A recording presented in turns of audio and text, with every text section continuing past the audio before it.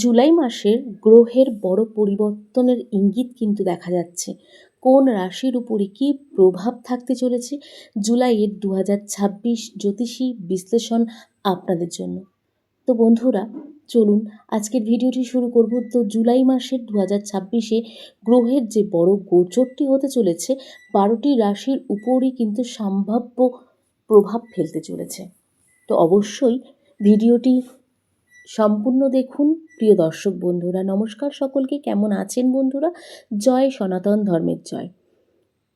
স্বাগতম সকলকে জ্যোতিষশাস্ত্র এবং ধর্মকথা চ্যানেলে। আজকের এই ভিডিওতে আমরা আলোচনা করব জুলাই মাসের বিভিন্ন গ্রহের গুরুত্বপূর্ণ পরিবর্তন এবং জ্যোতিষশাস্ত্রের প্রচলিত ব্যাখ্যা অনুযায়ী 12টি রাশির উপর তার সম্ভাব্য প্রভাবের কি হতে পারে। মনে রাখবেন, এগুলি জ্যোতিষী ভিত্তিক ব্যাখ্যা, এগুলি নিশ্চিত ভবিষ্যৎবাণী কিন্তু হতে পারে না এবং নয়ও। গ্রহচক্রের সঙ্গে যদি সমস্ত কিছু মিলে যায়, হরোস্কোপের সঙ্গে যদি সমস্ত মিলে যায়, তাহলে হয়তো এগুলোর সঙ্গে আপনাদের কিছু মিললেও মিলতে পারে। তো চলুন ভিডিওটি শুরু করব। তার আগে বলে নিই, আমাদের এই জ্যোতিষশাস্ত্র এবং ধর্মকথা চ্যানেলের ভিডিওগুলি আপনাদের কেমন লাগছে অবশ্যই কমেন্ট বক্সে জানাতে ভুলবেন না।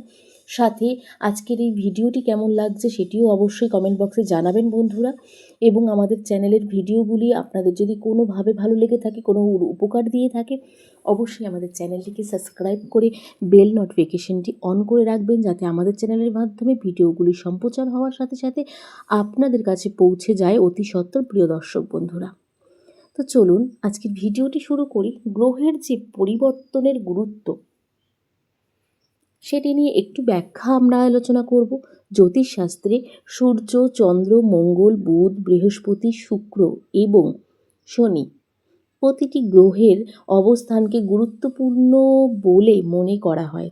যখন কোনো গ্রহ রাশি পরিবর্তন বা বিশেষ অবস্থানে যায়, তখন অনেকে বিশ্বাস করে যে তার প্রভাব জীবনের বিভিন্ন ক্ষেত্রে প্রতিফলিত হতে পারে।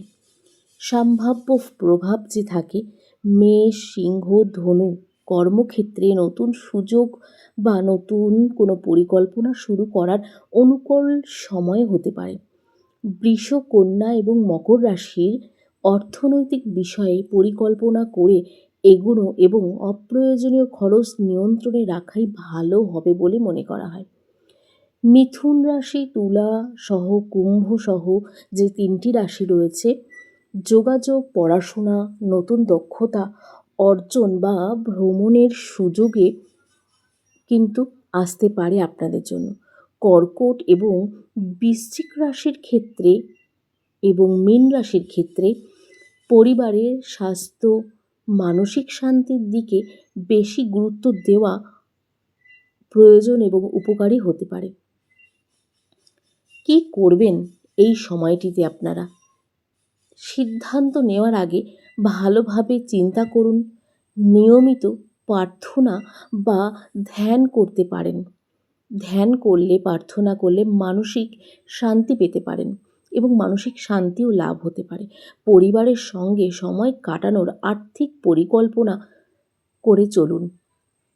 ইতিবাচক মনোভাব বজায় রাখুন, তাতে আপনাদের অনেকটাই উপকার আসবে। তো বন্ধুরা, জ্যোতিষশাস্ত্র অনেকের কাছেই একটি দিক নির্দেশনার মাধ্যম হতে পারে, তবে জীবনের সাফল্য নির্ভর করে পরিশ্রম, সৎ সিদ্ধান্ত এবং সৎ কর্মের ওপর, সাথে ধৈর্যের ওপর। তো অবশ্যই ধৈর্য রাখুন, সৎ সিদ্ধান্ত নিন এবং পরিশ্রম করুন, কঠোর পরিশ্রম করুন। তাতে কিন্তু আপনাদের মানসিক শান্তি লাভ পাবেন, সাথে দারুণ পরিকল্পনার সাথে ইতিবাচক মনোভাবও কিন্তু আপনাদের বজায় থাকবে। তো বন্ধুরা, ভিডিওটি আজকের মতন এটুকুই রাখব। ভিডিওটি যদি ভালো লাগে অবশ্যই লাইক করুন।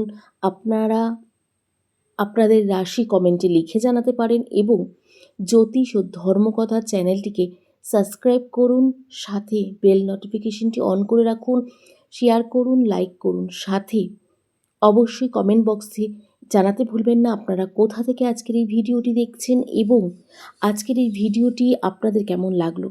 কমেন্ট বক্সে অবশ্যই জয় সনাতন ধর্মের জয় লিখে যেতে একদম ভুলবেন না প্রিয় দর্শক বন্ধুরা।